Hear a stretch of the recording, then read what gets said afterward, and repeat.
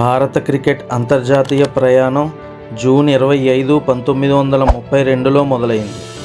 Lord's మైదానంలో ఇంగ్లాండ్పై భారత్ తన తొలి టెస్ట్ మ్యాచ్ ఆడింది. సికే నాయుడు భారత తొలి టెస్ట్ కెప్టెన్గా వ్యవహరించారు.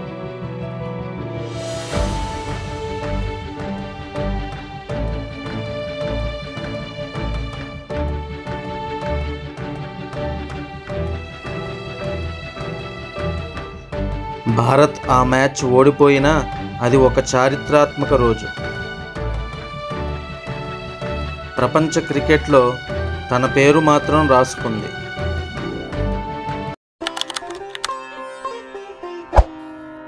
1947లో భారత్కు స్వాతంత్రం వచ్చింది. స్వాతంత్రం వచ్చిన కొద్ది నెలలకే భారత జట్టు ఆస్ట్రేలియా పర్యటనకు వెళ్ళింది. Captain Lala Amarnath, Australian captain Don Bradman. Bharat 5 టెస్టుల్లో ఒక్కటి కూడా గెలవలేదు. ఆస్ట్రేలియా 4-0తో సిరీస్ గెలిచింది. ఒక టెస్ట్ డ్రా అయ్యింది. కానీ ఇది ఇండిపెండెంట్ ఇండియాకి ఒక కొత్త ఇంటర్నేషనల్ క్రికెట్ చాప్టర్. దేశం స్వాతంత్రం పొందింది. ఇప్పుడు ప్రపంచ క్రికెట్లో తన గుర్తింపు కోసం పోరాటం మొదలైంది.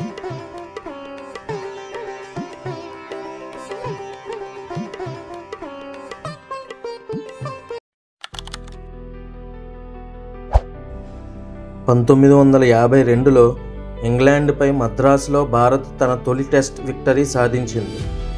విజయ్ హజారే అప్పటి టీం కెప్టెన్గా ఉన్నారు. ఈ విజయం భారత యువ క్రికెటర్లకు ఒక మెసేజ్ ఇచ్చింది. మనము పెద్ద క్రికెట్ టీములతో గెలవగలం. ఇదే సంవత్సరం పాకిస్తాన్పై కూడా భారత్ తొలి టెస్ట్ సిరీస్ ఆడింది. 1-1తో డ్రాగా ముగిసింది.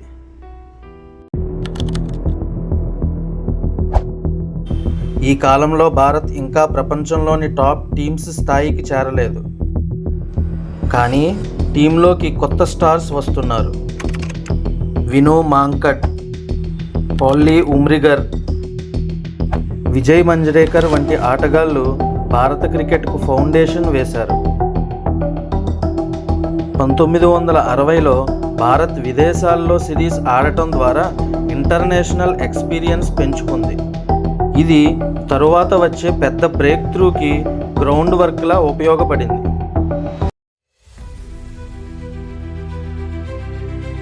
1971కి ముందు ఇండియాని ప్రపంచం గౌరవించేది. కానీ 1971 తర్వాత ఇండియాకి భయపడటం మొదలైంది. 1971లో ఇండియా వెస్టిండీస్ టూర్కి బయలుదేరింది. కెప్టెన్ అజిత్ వాడేకర్.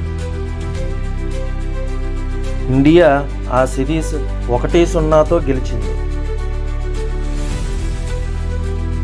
అదే సంవత్సరం ఇంగ్లాండ్లో కూడా ఇండియా సిరీస్ గెలిచింది. వెస్టిండీస్లో సునీల్ గవాస్కర్ తన మొదటి మ్యాచ్లోనే అద్భుతమైన బ్యాటింగ్తో ప్రపంచాన్ని ఆశ్చర్యపరిచాడు. 1970లో భారత క్రికెట్ కొత్త super star Sunil Gavaskar West Indies వంటి డేంజరస్ బౌలింగ్ అటాక్ను ఎదుర్కొని ప్రపంచంలోని అత్యుత్తమ బ్యాట్స్మెన్లో ఒకడిగా ఎదిగాడు. ఇదే సమయంలో కపిల్ దేవ్ కూడా భారత క్రికెట్లోకి వచ్చాడు. 1974లో భారత్ అజిత్ వాడేకర్ కెప్టెన్సీలో మొదటి వన్డే ఇంటర్నేషనల్ మ్యాచ్ను ఇంగ్లాండ్తో ఆడింది.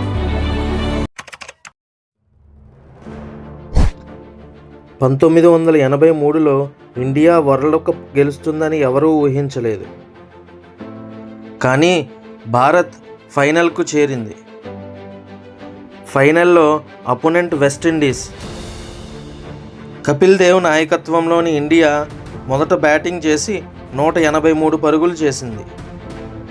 ఇది ప్రపంచ ఛాంపియన్లకు చిన్న స్కోర్లా కనిపించినప్పటికీ భారత్ వెస్టిండీస్ను 140 పరుగులకు ఆల్అవుట్ చేసి కొత్త ప్రపంచ ఛాంపియన్లుగా అవతరించింది.